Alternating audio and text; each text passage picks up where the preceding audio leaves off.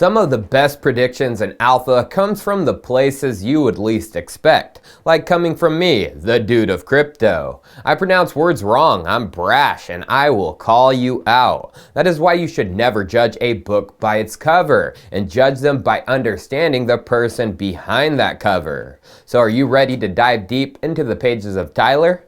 Well, you don't have much of a choice unless you turn me off, because it's time for Chico Crypto.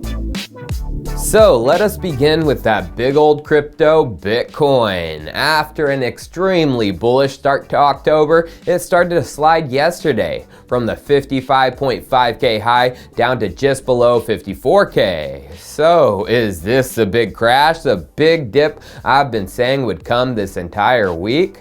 No, not at all. The centralized exchange manipulators haven't set enough people up yet. Pulling out the liquidation and price chart from BYBT, we can see with this small dip that there was a drop in the bucket of long liquidations, just 112 million, and that even was less than the 152 million set yesterday. There's gotta be a much bigger dip, and they ain't gonna pull the rugger until they can liquidate at least over 1 billion.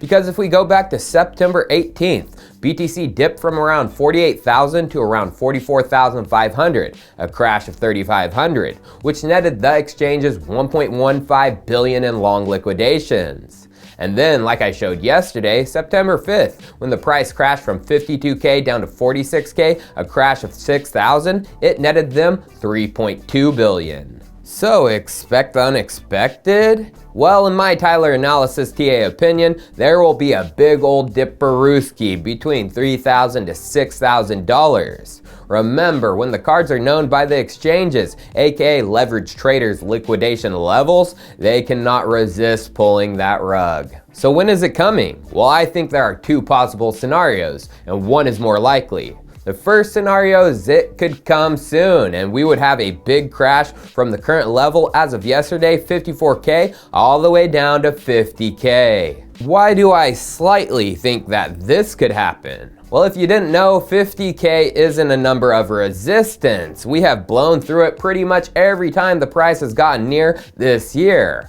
It's a number of support. February through April of this year, it provided support on 3 different occasions. Once in early March, once in late March, and then one more time in late April. So is that 50K support going to come into play this time around? Like I said, it could, but I'm leaning more towards this second option. Now, people are extremely cautious in the market right now, especially the big traders. Many of those putting in the big trades, aka the big leverages, are not, even with the most recent price run-up. They still have the September taste in their mouth, where the rug was pulled when we broke 50K and shot up just past 52K. They don't want to get wrecked like they did just a month ago. So personally, I think yesterday was just that, a slight cool off, and we will get another run up here soon. A big old green dill-dong pushing us up towards 60K. And just after that is when the big dip will come, possibly even a $6,000 one, bringing us back down to between 54K to 53K. So a big old dipperoo could be coming, but even with the small one yesterday of just near 1%, altcoins got hammered even harder. Many coins dipped way further than Bitcoin, with nearly 70% of the coins in the top 100 bleeding red. So based on my predictions, this may be one of the worst time to buy alts. But throughout this week, when I see red, I see opportunity. So let's finish this episode off with some of the best altcoin alpha out there in my opinion. So let's talk about the base, Coinbase, as they're going on a coin adding spree, which began to really heat up last month in September. That month they added DAO, DeFi Money, Radical, Rare Governance Token, XYO, Brain Trust, Horizon, Shiba, Adventure Gold, and finally Avalanche. And then 6 days into October, we got the first edition from them, and it was a special one. The first time in a long time they added a group of 4 tokens at the same time. 2 days ago, they announced the addition of Function X, Jasmy, TBTC, and one of my favorite cryptos, the wrap version of Centrifuge. So what pumped and what did it? Well, I'm a little disappointed with this addition for a few reasons. First, TBTC is a Bitcoin on Ethereum protocol, so it did whatever the Bitcoin price did. And then two of the Shat coins pumped like mad, near 100% gain like Function X, and the same with Jasmy. While Centrifuge only jumped earlier, a respectable 55% gain since that day, but on the day of the listing, it started falling while the others pumped. So what the freak is going on? Why are two Shat coins pumping more than the most solid enterprise DeFi coin out there, connecting real-world assets to DeFi? Well, it all comes down to exchange manipulation. Looking at Function X, we can see where all this pump volume is coming from. Over 117 million from Upbit and over 46 million from BitThumb. Don't you find it suspicious that Function X didn't pump when it was added to its top volume exchange today? They were added to Upbit April 10th in the middle of a bull, and the price did nothing that day. It actually dumped. And the same goes with their second top volume, BitThumb, added September 17th, 2019, and again the price did nothing, just a slight pump. So why does a Coinbase listing make this thing pump like mad? Both of those exchanges, Upbit and BitThumb, are South Korean. So what this looks like to me is a South Korean whale-fueled pump and dump. As if you go to real demand back at their markets on a DEX where anyone in the world can trade, there is just $335 worth of volume on Uniswap. And with Jasmy, it's not even listed on a DEX like Uniswap, so you can't gauge real demand, just centralized exchanges. But if we go to Centrifuge, we can see it has real demand. Their top volume is not from a centralized counterpart where they pay the exchange to market make, but from a DEX, over 7.5 million from Uniswap. So I just call a spade, and that is exactly what I'm seeing. Fake volume definitely for Function X, possibly for Jasmy, and real demand for Centrifuge. But now I have a prediction, like the ones I've done in the past, predicted Coinbase listings. And this one is for one of my favorite cryptos.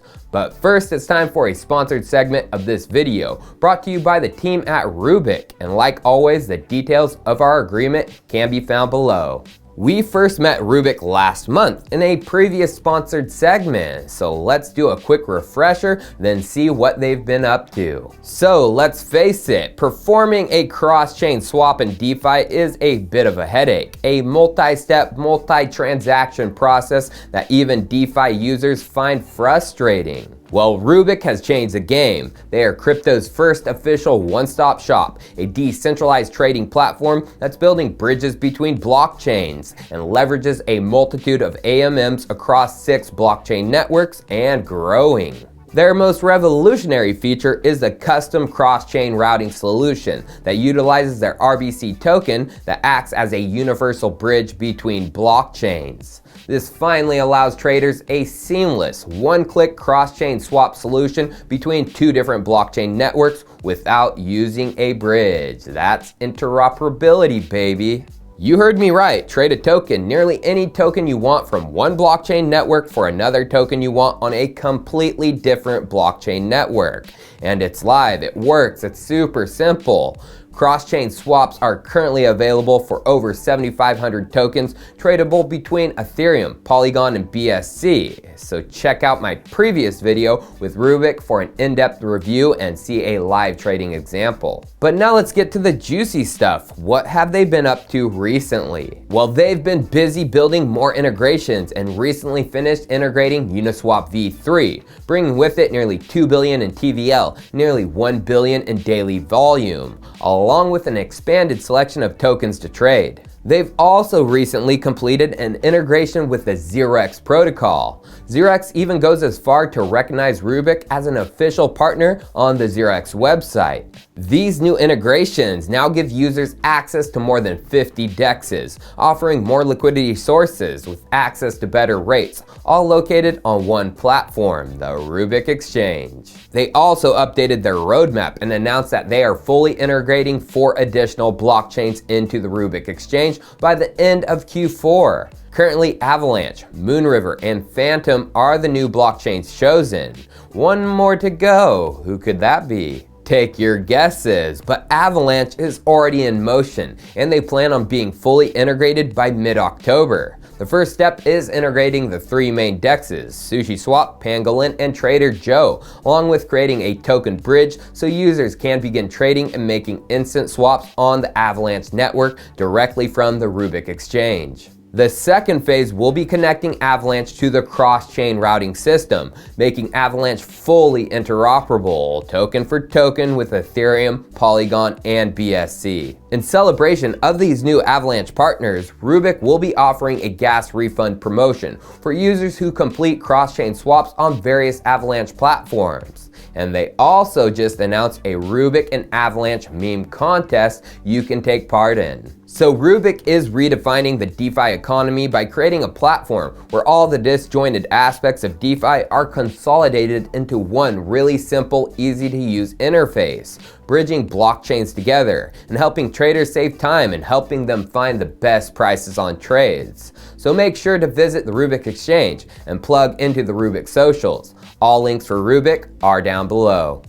Now back to that possible Coinbase exchange listing, and me thinks it's coming soon, right in the middle of this Q4 hype. Now if you know anything about Coinbase editions, they like to add a certain type of token, an Ethereum ERC20 token.